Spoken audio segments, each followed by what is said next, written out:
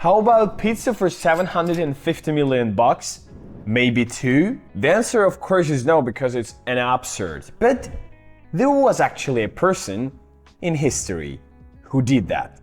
On May 22, 2010, a programmer named Laszlo Hanyecz, living in Florida, heard a knock at his door. It was the delivery guy with 2 hot pizzas. So Laszlo opened the door, grabbed the hot pizza, and had his meal. A completely ordinary event. However, it's also historic because this was the first ever transaction paid with cryptocurrency. This is the pizza. It was delivered from Papa John's and Laszlo paid 10,000 bitcoins for it, 5,000 per pizza. Back then, that meal cost him about $30. Today, with the same amount of cryptocurrency, he could buy so many pizzas that it would be enough for his whole life. And not just for him, but for his family, colleagues, friends of friends, and basically everyone he's ever known or will know. Because right now, 10,000 bitcoins are worth $750 million or more. You've probably heard news about some cryptocurrency experiencing explosive growth. For instance, while Bitcoin increased by 1.5 times in 2023, the injective coin grew by 29 times and Bonk surged by 73 times. And these are major projects. They were even smaller projects that managed to skyrocket by 8,000 times in just a week. But how does this money work? What backs it? And why does it grow so quickly? Let's dive in. In short, blockchain is a chain of transaction blocks in a distributed ledger. Not very clear yet? Yeah, I get it. Let's try breaking down. Imagine I decide to keep a diary where I write down everything I do. For example, had a breakfast, went for a walk, fried some eggs,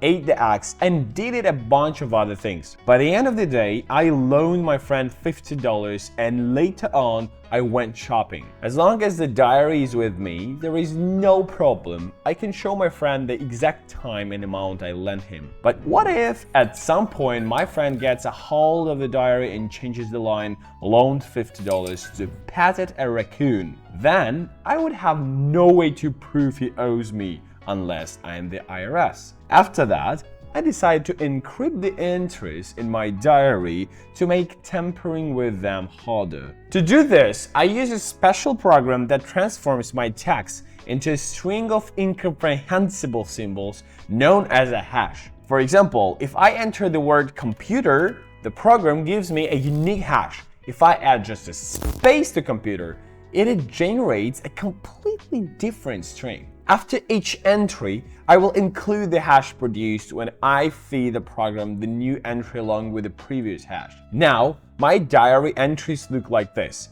Each one has a hash generated from the new entry and the previous hash. This means the oldest entries can't be altered without redoing the entire chain of blocks. Any slight change to an old entry alters the entire chain. Technically, one could attempt to create a matching hash that fits with a new entry tag so the change goes unnoticed, but imagine 1 million people have a copy of this diary. Bitcoin, similarly, is stored across millions of computers simultaneously. All transactions are visible to everyone in an encrypted format, so you can always see how much one wallet sent to another, but the owners of those wallets remain anonymous. This mechanism perfectly achieves 2 goals. It makes the system both secure and anonymous. It's like an ideal accounting system that no single person or group can control with any existing resources. But before we continue, I want to remind any new viewers that you can check the description for our free Telegram channel where we share increasingly valuable information about the markets every day, along with analysis, news updates, and much more. No need to spend hours gathering information or subscribing to multiple channels. It's all available for free in one place. Okay, let's continue, guys.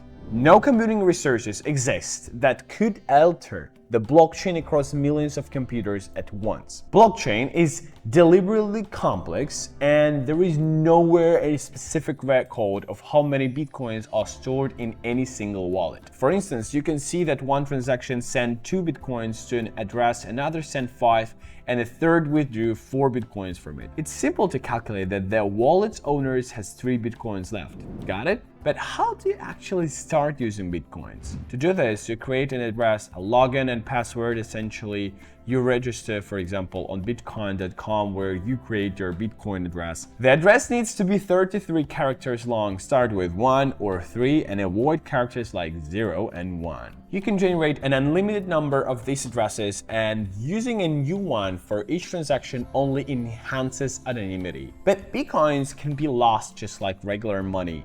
Take the example of James Holmes, a British IT enthusiast who started collecting Bitcoin in 2009, well before most people had heard of them. He amassed 7,500 Bitcoins on his laptop, forgot about them, and eventually threw the laptop away. When James learned about Bitcoin's soaring value, he returned to the landfill to search for his laptop, as it held keys to a fortune worth $20 million at the time. The blockchain system is unique and decentralized. It's managed not by any single authority, but by its users. This requires a special program that solves cryptographic problems by trying out symbols one by one.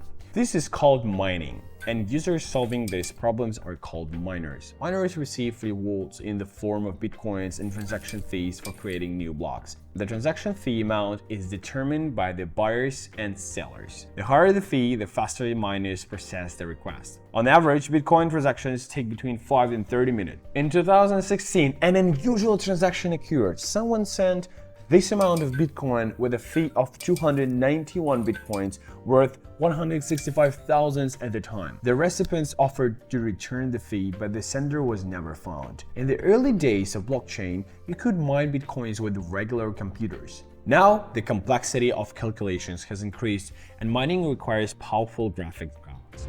Home mining farms used to mine cryptocurrency generate a lot of heat, make noise, and consume enormous amounts of electricity. This makes mining profitable in countries with low electricity costs, such as China, where entire factories are dedicated to cryptocurrency mining. On exchanges, Bitcoins can be converted into dollars, and some exchange services even offer cash withdrawals. However, the legal status of Bitcoin remains undefined worldwide. In Japan, Bitcoin is treated like regular currency, while in Germany, it's considered electronic money. As governments around the world try to categorize cryptocurrency, whether as widely recognized currency, a commodity, or an intangible property, keep in mind that any cryptocurrency's value is highly volatile.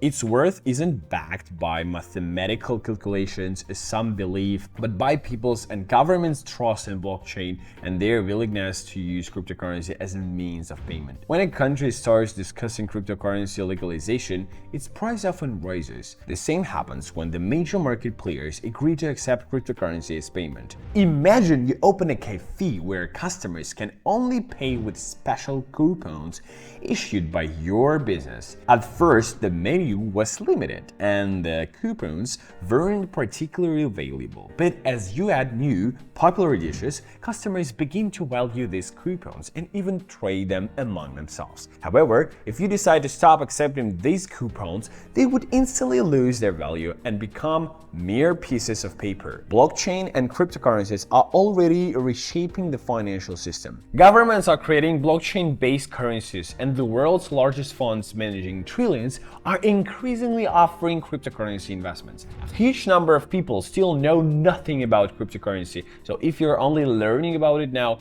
you're part of a small group, which means you still have plenty of time to profit. If you want to understand the ins and outs faster, subscribe to our free Telegram channel where we share fresh, valuable information every day. Files, guides, analyses, strategies, and more, even psychology insights. Let us know in the comments which topic you would like to see in our next video. So guys, don't forget to subscribe to this channel, share, and like this video. So, see you next time. Bye!